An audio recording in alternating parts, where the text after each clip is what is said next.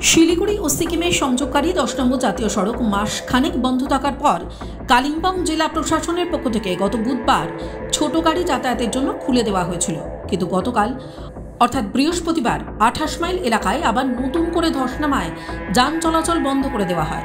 আজ আবারও 21 মাইল এলাকায় ধস নেমে রাস্তা তিস্তা গর্ভে চলে গেছে। আবারও 10 নম্বর জাতীয় সড়ক দিয়ে যানবাহন চলাচল করা অনিশ্চয়তার মধ্যে পড়েছে। অন্যদিকে দীর্ঘদিন ধরে 10 নম্বর জাতীয় সড়ক বন্ধ থাকার ফলে তা একদিকে যেমন সামাজিক জীবনে যথেষ্ট অসুবিধার সৃষ্টি করছে, সেরকমই প্রভাব ফেলছে পর্যটন শিল্পেও। 10 নম্বর জাতীয় সড়ক দ্রুত চালু না হলে ক্ষতিগ্রস্ত হবে পর্যটন শিল্প। সামনে পুজো, সেক্ষেত্রে প্রভাব পড়তে পারে পুজোর পর্যটনেও। শুধু তাই নয়, বড় ধাক্কা লাগবে কালিম্পং সহ সিকিমের অর্থনৈতিক কাঠামোতেও। 28 দিনের বেশি সময় ধরে বন্ধ রয়েছে এই জাতীয় সড়ক, কিন্তু কেন দ্রুত মেরামত করে তা খোলা হচ্ছে না তা নিয়ে প্রশ্ন উঠছে বিভিন্ন মহলে। দিনের পর দিন গাড়ি চলাচল বন্ধ থাকায় সামাজিক জীবনের পাশাপাশি প্রভাব পড়ছে পর্যটনেও। জাতীয় সড়কের হাল না ফিরলে পুজো পর্যটন ধাক্কা খাবে। ধসের ফলে একাধিক রাস্তা বন্ধ হয়ে যাওয়ায় পর্যটন শিল্পে বিরাট ক্ষতির আশঙ্কা করছে পর্যটন শিল্পের সঙ্গে যুক্ত ব্যবসায়ী ও ব্যবসায়ীদের সংগঠনগুলি। রাস্তার অবস্থা এত খারাপ যে আমরা বুকিং নিতে পারছি না। আমরা বুকিং নিলেও বাজে রাস্তা ক্লিয়ার না হলে খুব পরিস্থিতিতে হয়ে যাবে। ট্যুরিস্টকে টাকা রিটার্ন করতে হবে, ট্যুরিস্টের বুকিং সিস্টেম আছে, ও আগে থেকে প্ল্যানিং করতে হয়, ট্যুরিস্ট ব্যবস্থা করতে হয়। ওনারা তো বেঙ্গলি জানেনই, আপনি বেঙ্গলি ট্যুরিস্ট খুব আগে থেকে প্ল্যানিং করে চলে আসে। তো এই অবস্থা দাদা খুবই খারাপ। অবস্থা ক্লিয়ার না হলে ট্যুরিস্ট সিজন পুরো ডাউন হয়ে যাবে, পুরো খতম হয়ে যাবে। এই মুহূর্তে শুধু পর্যটন শিল্পের ক্ষেত্রে 50 থেকে 60 কোটি টাকার উপর আনুমানিক ইতিমধ্যেই ক্ষতি হয়েছে। টানা বৃষ্টি এবং ধসে কিছু জায়গায় রাস্তা প্রায় নিশ্চিহ্ন হয়ে যেতে বসেছে। বেশ কিছু জায়গায় রাস্তার চিহ্ন মাত্র নেই, সেখানে পাহাড় কেটে রাস্তা চওড়া করার কাজ চলছে। তবে পরিস্থিতি যা, তাতে আরও 2 মাস এই বৃষ্টির মরশুম থাকার সম্ভাবনা। সেক্ষেত্রে এই অবস্থায় রাস্তা পুজোর আগে পুরোপুরি ঠিক করা বা মেরামত করা সম্ভব হবে কিনা তা নিয়ে সন্দিগ্ধ प्रशासनेर एकांश।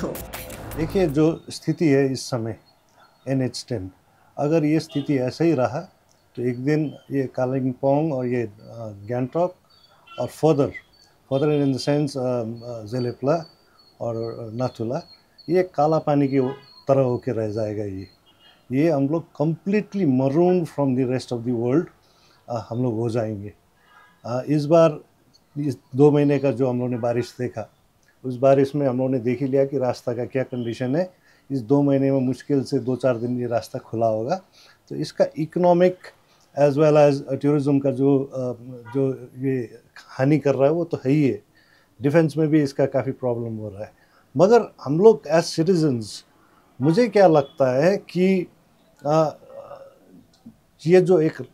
ये एक नेचुरल कैलामिटी जो है, इससे हम लोग लड़ तो नहीं सकते। देखिए, और हम लोग कितने दिन कंप्लेन करेंगे और किसको कंप्लेन करेंगे? स्टेट गवर्नमेंट का भी अवस्था वही है, सेंट्रल गवर्नमेंट का भी वही है, डिस्ट्रिक्ट एडमिनिस्ट्रेशन GTA किसको बोलेंगे? सबका अवस्था एक ही है। हम लोग को लगता है कि एज सिटीजन्स हम लोग को भी एक प्रोएक्टिव रोल इसमें अदा करना होगा।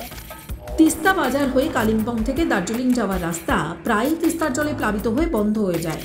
বহু জায়গাতেই রাস্তা খাদের দিকে তিস্তায় পড়া শুরু হয়েছে।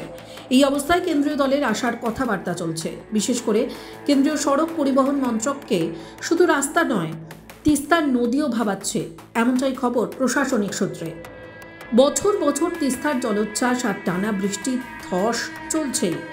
সেজন্যে মাস্টার প্ল্যান তৈরিরও দাবি উঠেছে। তিস্তাকে ঘিরে সিকিমেই শুধুমাত্র 14টি জলবিদ্যুৎ প্রকল্প তৈরি হয়েছে। আবার পাহাড় ভেঙে গত কয়েক বছরে সেবক থেকে রংপুর রেলপথের কাজ চলছে। মাঝে মধ্যেই ফাটানো হচ্ছে ডায়নামাইট। এতে তিস্তার নিচ থেকে জাতীয় সড়কের পাশ পর্যন্ত পাহাড় ভঙ্গুর হয়ে যাচ্ছে। গত বছর অক্টোবরে সিকিমের লোনাক হ্রদ ফেটে তিস্তায় যে জলস্ফীতি হয়েছিল, তাতে প্রচুর পরিমাণে পলি তিস্তা গর্ভে জমে যায়। প্রায় 20 বছর পলি জমতে যে সময় লাগে, সেটা গত 1 বছরেই তিস্তা গর্ভে জমেছে, যার ফলে প্রতি বছরই তিস্তার এই জলস্ফীতি। এই পরিস্থিতিতে সিকিম থেকে কালিম্পংয়ের লাভা গরুবাথান হয়ে শিলিগুড়ির পথে যানবাহন চলাচল করছে। ড্রাইভারদের তো অসুবিধা আছেই, কেননা আমাদের এখান থেকে যাওয়ার পরে গাজলডোবা, সেবক হয়ে, ডামডিং হয়ে, লাভা হয়ে, তারপরে কালিম্পং হয়ে, তারপরে মনসনের রোড হয়ে, তারপরে রংপুর, আর মোটামুটি 8 ঘন্টা লাগে। ভোগান্তি তো আছেই। ভোগান্তি ছাড়া এখন কী করবো? NH10 বন্ধ, এখন ল্যান্ডস্লাইডিং জন্য রাস্তা বন্ধ, আর কাজও স্লোই চলছে। কাজ যদি ফটাফট চলে তাহলে আমরা ঠিকই টাইমে পৌঁছে যেতাম। এখন দার্জিলিং রোড দিয়ে আমরা যেতে দিচ্ছে না, দার্জিলিং রোড দিয়ে হয়তো ওয়ান ওয়ে করে দিচ্ছে, এক সাইড যেতে দিচ্ছে, এক সাইড যেতে দিচ্ছে না। সেদিনকে তো তাই হলো, যাওয়ার সময় গেলাম, আসার সময় আসতে দিল না, আমাকে আবার কালিম্পং দিয়ে ঘুরিয়ে দিল। পাশাপাশি কালীঝোড়া থেকে এনএইচপিসির বিদ্যুৎ উৎপাদন কেন্দ্র পেরিয়ে কালিম্পংয়ের মধ্যে যান চলাচল শুরু হয়েছে। তবে রাস্তা সংকীর্ণ হওয়ায় এই রুটে শুধুমাত্র যাত্রীবাহী ছোট গাড়ি চলাচলের অনুমতি রয়েছে। যাত্রীবাহী বাস, ছোট গাড়ি কালিম্পং, লাভা, গরুবাথান হয়ে সিকিমে চলাচল করছে। ঘুরপথে যাতায়াত করতে যাওয়ায় গাড়ি ভাড়া অনেক সময় বেশি লাগছে। কালিম্পং স্থানীয়রা ইতিমধ্যে একটি বিকল্প রাস্তারও দাবি তুলেছেন। বিকল্প রাস্তার জন্য এখন থেকে চিন্তাভাবনা না করলে শিলিগুড়ি থেকে তিস্তা বাজার পর্যন্ত এই 10 নম্বর জাতীয় সড়ককে অদূর ভবিষ্যতে তিস্তার গ্রাস থেকে কত দূর বাঁচানো যাবে তা কিন্তু যথেষ্টই প্রশ্নের মুখে দাঁড়িয়ে। টাইমস নাও খবর।